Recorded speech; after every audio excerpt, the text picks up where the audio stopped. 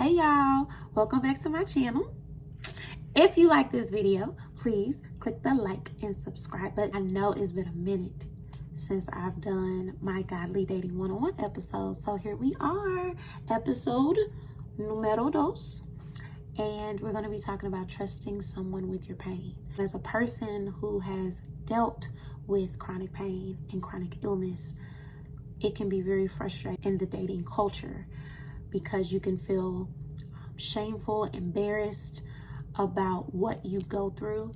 So you're not as transparent and you're very cautious. But I want to warn you to guard your heart, but to not block it. Create safe, but not blocking boundaries. When you are attempting to date, when you're attempting to date with purpose and ultimately be married, trusting someone with your pain does not only mean physical pain. It can mean emotional anguish. It can mean PTSD, because even though they say it's post-traumatic stress disorder, it's not meaning that it's only linked to something of a higher magnitude. No, it's the little traumatic episodes that has happened within your life that has caused an alteration in your perception of life, of that specific area, creating fear, and also creating a way that keeps you from coping. And you also have environmental stressors that can also alter your perception as well. And I want to help somebody, because trusting somebody with your pain is very hard. But number one, I don't want you to be embarrassed or shameful about what you deal with. It is okay. We are human. And lovely, beautiful thing is that we have God, and God is our resource for being our healer, our deliverer, our protector, our coverer, our friend, our advocate. He is everything, and I thank God for even getting me through what he's gotten me through. But let me tell y'all what I have dealt with. So about 3 or 4 years ago, I dated someone that was a minister, and it was very difficult because he was very emotionally unavailable. He didn't know how to cope. He didn't know how to grieve. And dating, okay, because we're going to have an episode about that too. Please make sure that you pay attention to how they react to pain, grief, and loss. That matters, because you have to be able to witness someone in multiple seasons to determine if they fit you or your purpose, to determine if you have an emotional capacity to be able to open yourself to embrace that person, to care for that person, to love that person. And trusting somebody with your pain is very difficult, because for me, I have always had to make a disclaimer or give a blueprint of what I go through on a day-to-day and what I may need. But, you know, we have a lot of people who want to be there for you, how they want to be there for you, convenient for them, and not how you need it. And also for my strong people who didn't feel like they had anybody to go to or anybody to look for, couldn't ask for help, didn't know how to ask for help, got a little prideful in asking for help. It is very hard to be able to put yourself in a position to be vulnerable and be exposed. It's very hard.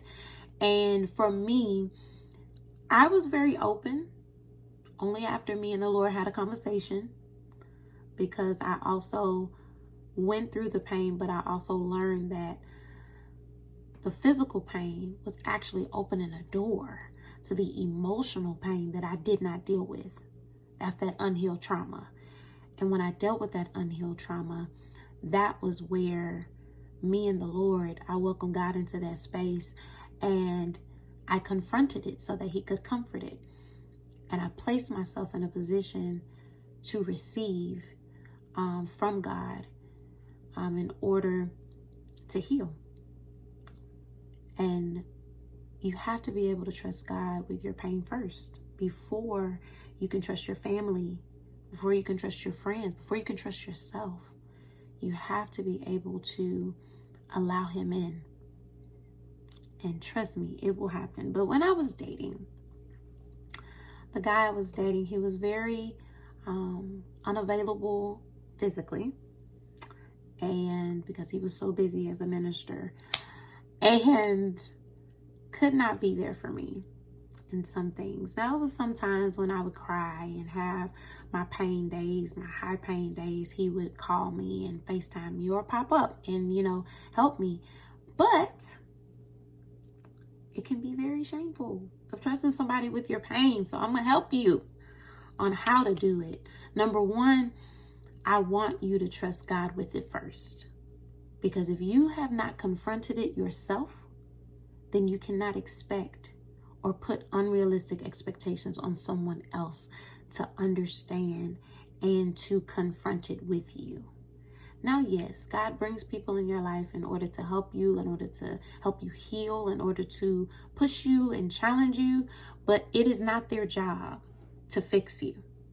It is not their job to heal. That's ultimately God's job. And that is where you need to welcome him and tell him how you feel. He knows everything anyway, so you might as well tell him what you're going through and how you're feeling so that you can confront it and he can comfort it. Number 2, when it comes to trusting somebody with your pain, you need to be willing to be transparent. If you are not ready to be transparent or vulnerable about what you deal with, you're not ready to date. That means that maybe there are some things that you need to be doing with yourself, some self-reflecting, some reflecting with the Lord in order to gain courage to be that. Because if you're trying to lie and throw a facade about what you go through just because you want somebody, then you're automatically not ready. And I've been there. I've been there. I've always been the nurturer. I've always been the helper. I've always been like the person to be that soft and safe space for the person I'm with. But I couldn't really just be me. When you can be yourself and be who you are in your pain, in your hurting, in your day-to-day, that you don't let everybody see, that is when you'll be ready to open yourself up for dating. Number 3, I need you to get some therapy and some prayer. Therapy and prayer, and I'm country, so therapy and prayer are vital to deal with that unhealed trauma. It helps you to open yourself up to who you are and what you feel, because your feelings are valid.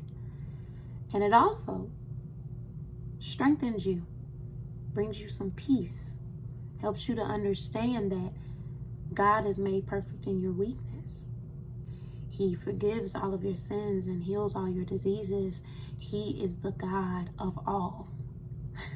He's the creator. He's the healer. He's the El Shaddai. He's the Elohim. Okay? So prayer and therapy are vital in dealing with your pain and getting yourself ready to trust someone else with your pain.